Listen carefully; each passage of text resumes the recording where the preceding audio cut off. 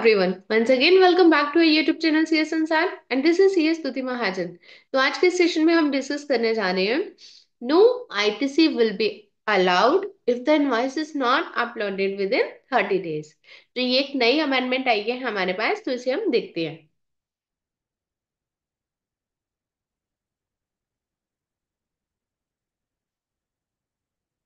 As we all know, अगर हमारी turnover जो है वो 100 CR से ऊपर है तो उसके लिए ऑलरेडी ये एग्जिस्टिंग है कि उसका ई इनवॉइस जो आपको 30 डेज के अंदर अंदर अपलोड करना है पोर्टल के ऊपर। लेकिन ये जो अमेंडमेंट है, इसकी जो टर्नओवर की लिमिट है इन्होंने रिड्यूस कर दी है 10 CR तक। और अब क्या होगा कि विद इफेक्ट फ्रॉम 1 अप्रैल 2025 से जिनकी भी जो भी टैक्स पेयर्स है जिनकी भी टर्नओवर 10 CR एंड अबव है, उनके लिए ये मैंडेटरी है कि उनको अपना इनवॉइस जो है, ई इनवॉइस जो बनाना है, वो 30 डेज के अंदर अंदर पोर्टल के ऊपर अपलोड करना है। ये तो हम सबको पता है कि आज की डेट में जो ई इनवॉइस है उसी की एप्लीकेबिलिटी है, वैलिडिटी उसी की बनती है। चाहे आपने कोई एक मैनुअल इनवॉइस भी काट लिया अपने किसी भी सॉफ्टवेयर में, जो भी आप यूज कर रहे हैं, अगर आपने अपने सॉफ्टवेयर के अंदर इनवॉइस काट दिया, जब तक कि उसको आप ई इनवॉइस का मीनिंग क्या है, जीएसटी पोर्टल से आप उसका इनवॉइस नहीं काटते हो, तब तक वो इनवॉइस जो है वो वैलिड नहीं है।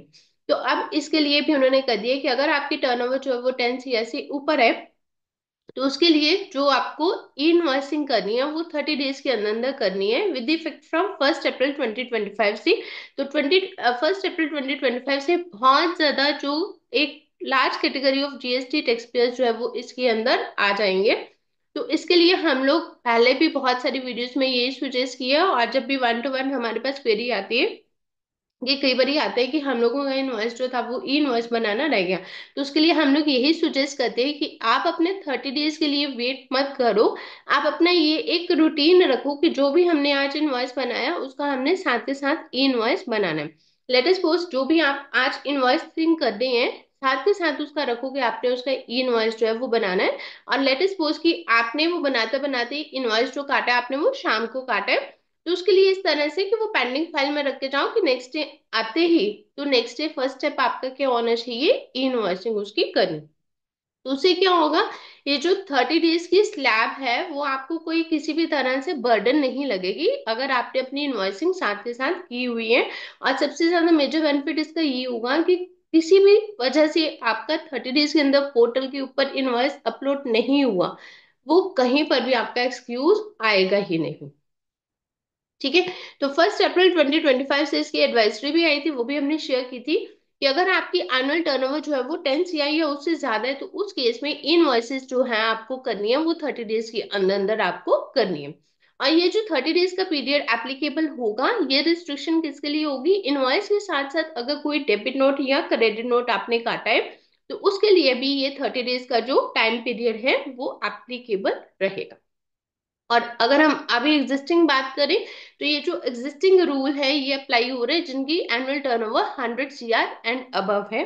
तो अब क्योंकि 100 CR से उन्होंने डाउन कर दिया, इस रिस्ट्रिक्शन को 10 CR के ऊपर कर दिया, तो डेट मीन्स कि बहुत ज्यादा जो टैक्स पेयर बेस है इसके अंदर कवर हो जाएंगे।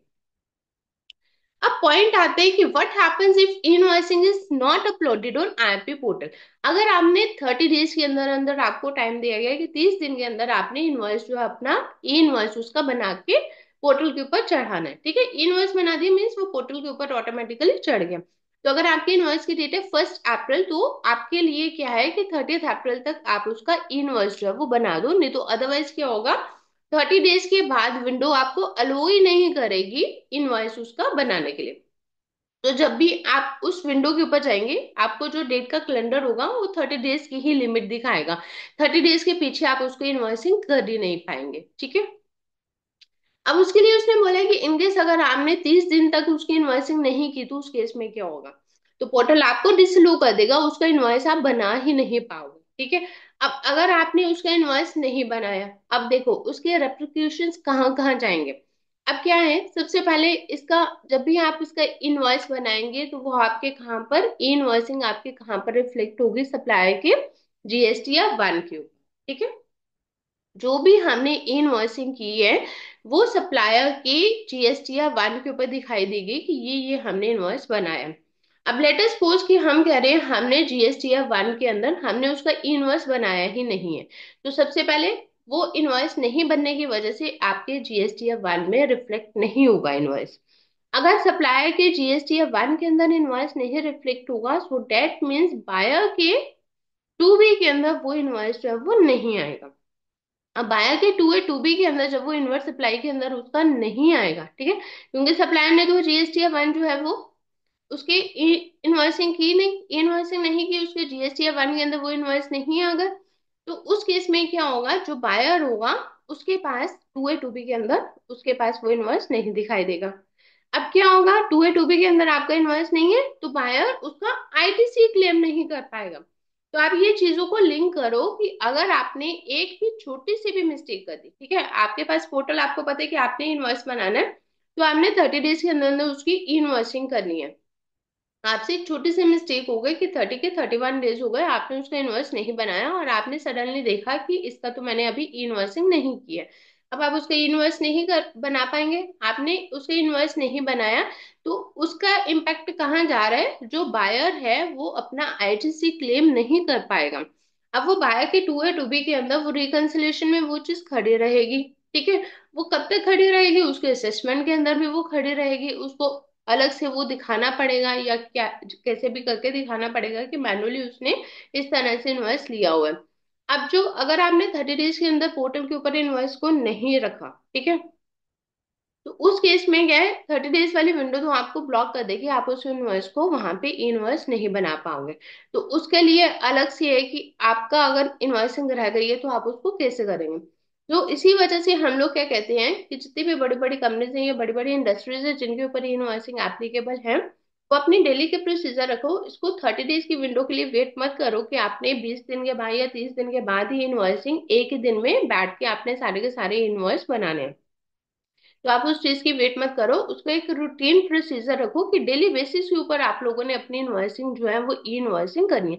जो भी आपने आज के आज इनवॉइस काटे आज के आज ही उसकी इनवॉइस बन जाए, या नहीं तो नेक्स्ट डे के ऊपर आप रखो कि नेक्स्ट डे के ऊपर, या एक आध दिन का अपना टाइम रखो कि एक आध दिन के अंदर आपने वो सारी की सारी इनवॉइसिंग कंप्लीट करनी है। उससे क्या होगा, ये जो 30 डेज वाली विंडो है इसका बर्डन आपके ऊपर नहीं आएगा, और कहीं पे भी इस तरह का बर्डन जो है वो बाय के ऊपर जो उसकी आईटीसी को इम्पैक्ट नहीं करेगा। क्योंकि आपको पता है, अगर आपका एक भी इनवॉइस आज की डेट में छूटता है तो आपको बहुत सारी कॉल्स जो है वो बाहर से लेनी पड़ती हैं, कि क्योंकि बाहर ने आईटीसी लेना होता है उस चीज के लिए। तो उसके टू ए टू बी के अंदर जब वो मिसमैच होता है तो उसके साथ ही कॉल्स आ जाती हैं कि ये वाला इनवॉइस जो है वो मेरे वहां पर reflect two A two B में रिफ्लेक्ट नहीं हो रहा। सो डेट मीन्स कि आपने जीएसटी या वन के अंदर नहीं, तो आपको क्या, वन टू वन इनवॉइस को चेक करना पड़ता है, और जब बहुत ज्यादा नंबर ऑफ इनवॉइसिंग बहुत ज्यादा हो तो उस केस में ये काफी कम्बरसम टास्क जो है वो बन जाता है। तो इट इज एडवाइजेबल कि आप अपनी ई इनवॉइसिंग जो है वो साथ के साथ करें। So this is all for today, thank you for watching this video. Please subscribe to our YouTube channel CS Ansar। Thank you and stay tuned.